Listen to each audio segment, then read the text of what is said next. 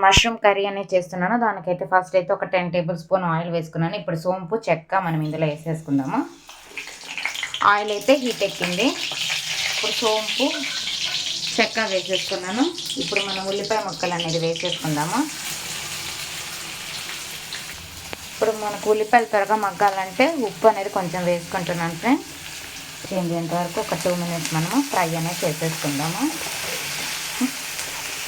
Colour change అవ్వాలి friends. ఒక 2 minutes. పసుపు అయితే వేసుకున్నాను ఫ్రెండ్స్, ఒక 1/2 టేబుల్ స్పూను. ఇప్పుడైతే పచ్చిమిరపకాయ ముక్కలు అలాగే టమోటా ముక్కలు కూడా వేసేసుకుందాము. ఇందులోనే 1 టేబుల్ స్పూన్ అల్లం వెల్లుల్లి పేస్ట్ కూడా వేసేసుకున్నాను ఫ్రెండ్స్. అది కూడా మనం పచ్చివాసన పోయేంత వరకు ఫ్రై చేసుకుందాము. 1 టేబుల్ స్పూన్ ధనియాల పొడి, అలాగే 1 టేబుల్ స్పూన్ కారం,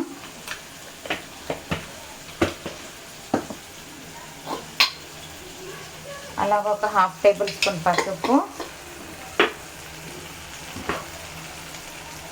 అలాగే కొంచెం ఉప్పు అయితే వేసుకున్నాం ఫ్రెండ్స్. ఆల్రెడీ ఇందాక ఉల్లిపాయలు మనం వేసుకున్నాం కదా, తక్కువ అయితే చూసైతే వేసుకుందాము. ఇది స్పైసెస్ అంతా మనం 1 నిమిషం కలిపేసుకుందాము. 1 గ్లాస్ అయితే వాటర్ అయితే వేసుకున్నాను ఫ్రెండ్స్. ఆల్రెడీ నేను కడిగి శుభ్రం చేసి పక్కన పెట్టుకున్న మష్రూమ్స్ కూడా ఇందులో వేసేసుకుంటున్నాను. వేసేసుకొని కనీసం ఒక 20 మినిట్స్ పైకి ఆయిల్ తేలేంత మనము కుక్ చేసుకుందాం. ఆయిల్ అనేది పైకి రావాలి.